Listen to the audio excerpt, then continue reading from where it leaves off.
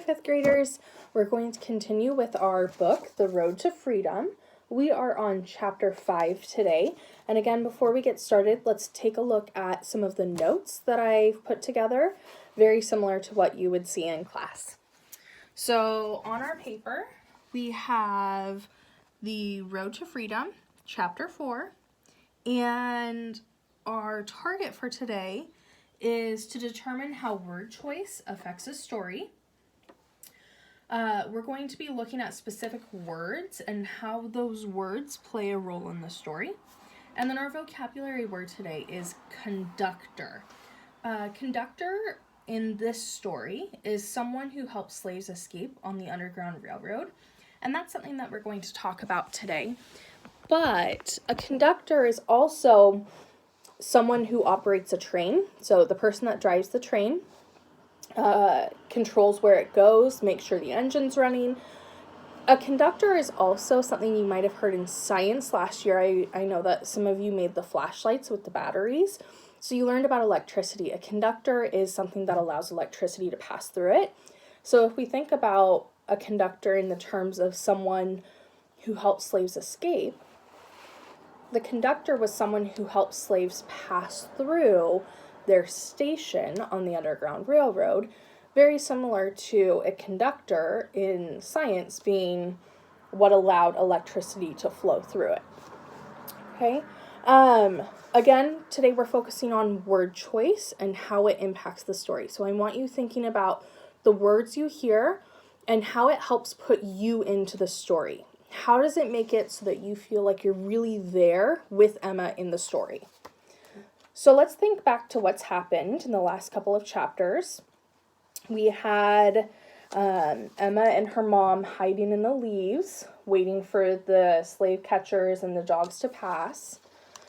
We had the storm, and remember we talked a little bit about optimism and how lots of people would think, oh, a storm, my clothes are wet, it makes it harder to travel, but Emma's mom said, this is great, it covers our tracks. So looking at it with optimism. Then we talked about following the northern star, and when they couldn't see the sky, using the moss on the trees to help their path. And then they crossed this little river, and they saw a house up on the hill with the light on. If they could see it through the windows. And as they went up to the house, they saw the woman.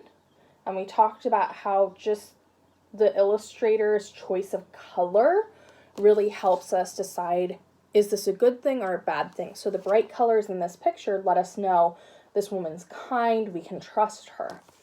So just like we looked at how the illustrator uses colors, today we're going to look at how the author uses words. So we are on chapter 5 today. The house was warm. The old woman helped us undress and hung our clothes up to dry.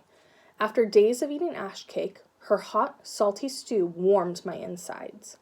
Her kindly face looked worried as she checked my feet for cuts, wrapping a soft bandage where a rock had cut deep.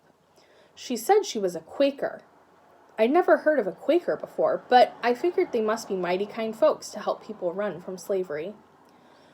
We believe it is wrong for one person to enslave another, she explained. While we ate, she told us her house was a station on the Underground Railroad. Only this railroad had no trains and no tracks. Its conductors, so that's our vocab word today, were people who thought slavery was wrong and wanted to help runaways. She didn't know how many she'd helped get to the north. Not enough, she said sadly.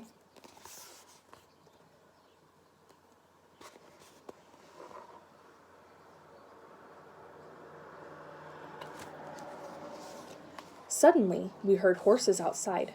Hurry, the old woman whispered. She moved the table and rug to the side and pulled on a latch on the floor. Go quickly, she said, handing us our clothes. We made our way down the steps into a small space beneath the floorboards. The space was so small we could hardly stand, and as soon as we were down, she shut the door and pulled the rug and table on top, enclosing us in darkness. So there's a good word choice, enclosing us. So I'm going to show you again where they're hiding. You can see that rug that she pulled back and the table that she moved. And you can see the men standing outside of the door.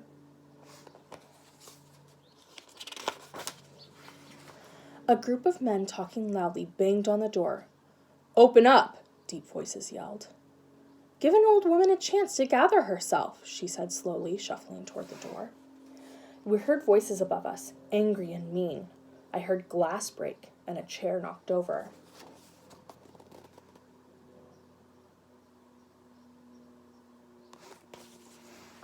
"But I've not seen any runaways," the woman said. More voices, and then a door slammed. We waited in the dark, staring up at the door until the rug and table moved away and slats of light crept through. "It's not safe," the woman said to Mama, her face as sad as my heart. "Stay the night, and tomorrow you'll move to another station." Again, me and Mama slept curled up together on a blanket, but our bellies were full, and we were warm. In my sleep, I dreamed of barking dogs and the master.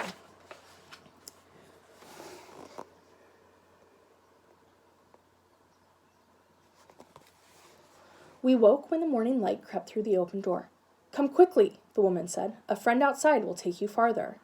She handed me boots that were worn but strong and sturdy. "You'll be needing these for the cold up north," she smiled. "Peace be with you both." We hurried to the waiting wagon. The driver nodded to the pile of potatoes in the back. He moved them aside and we lay flat. He covered us with scratchy burlap cloth and piled the potatoes on top. Then I heard the snap of the reins, and we were off. Okay, so think back. Were there any words that stood out to you? Words that really helped you feel like you were there in that moment with Emma and her mom? I know something that stood out for me. It sticks in my mind because we just read it. But on this last page, where it just talked about them finding the friend to take them on the potato cart, it said, "He covered us with a scratchy burlap cloth." So the author could have just said, "He covered us with a burlap cloth." But by using the word scratchy, it helps me think what it actually would feel like. So the author is playing with my senses, my sight, smell, taste, touch, what I hear. So scratchy is using my sense of touch. It's making me feel, if I was hidden under that bag, what would I be feeling on my skin? Okay. So let's think back just first as an overview. What is the Underground Railroad? So think for a moment. What is the Underground Railroad?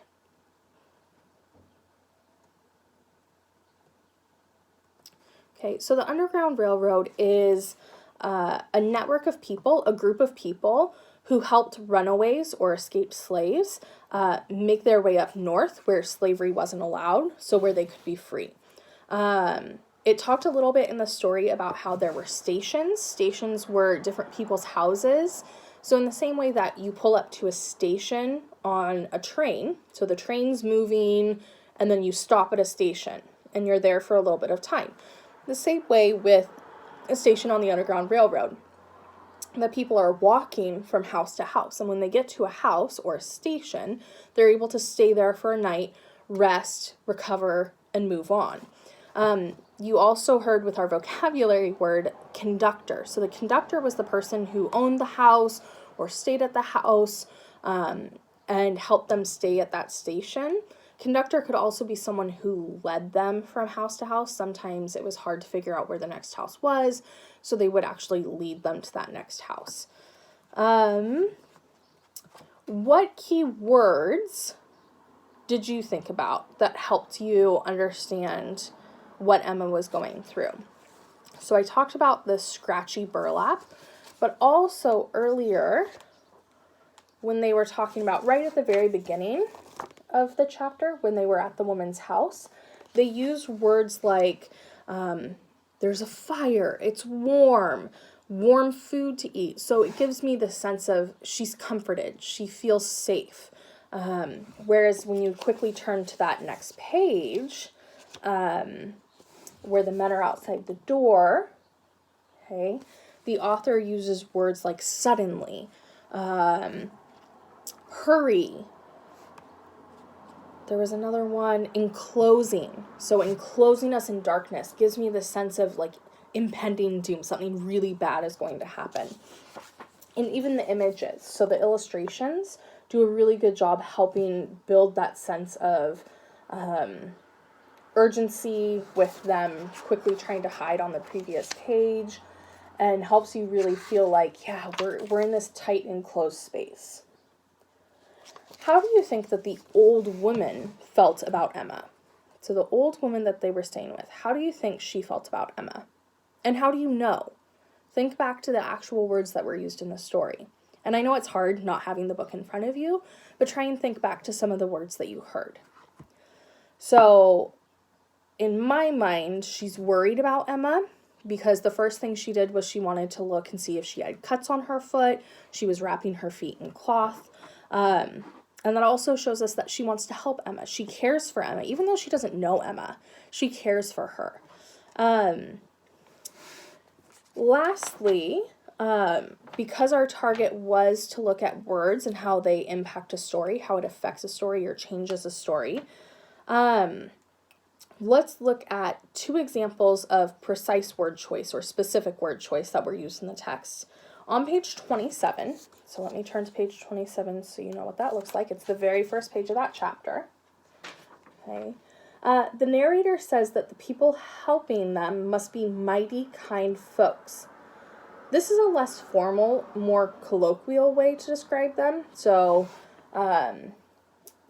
they're not using really formal language, really precise language. It lets you know that, yeah, it's probably from someone who's not educated that's talking. I can picture Emma describing them this way, and those words help me paint a mental picture in my mind of Emma. A girl who probably hasn't gone to school. She's been a slave. Someone who probably doesn't know how to read and write. She only knows how to speak with the words that she's heard other people speaking, and the people she was surrounded with were slaves, other people who hadn't been educated, who hadn't gone to school either. So that simple phrase, mighty kind folks, tells me a lot about Emma. So the author, in just 3 words, has already let me know a lot about this person that we're reading about. Another word choice that was made on page 30. So page 30 is actually all words, but here's the image that goes with it. They used words to describe the men at the door. The text says the men banged at the door. Their voices were described as angry and mean. So these are strong words that are appealing to our senses, what we hear, right? And it's helping me create an image of the scene. These men are not calm, they're not patient, they're not willing to talk and listen. They're there for a reason. They have a purpose to get in, to find the slaves, to get out and return them to the slave owner. So again, just in those couple words, we're able to learn a lot about the emotions that are taking place in this story. So what I want you to do is I want you to write down 5 minutes from your day, either today, yesterday, the day before, I don't care. But I want you to take 5 minutes of your life and I want you to write it down.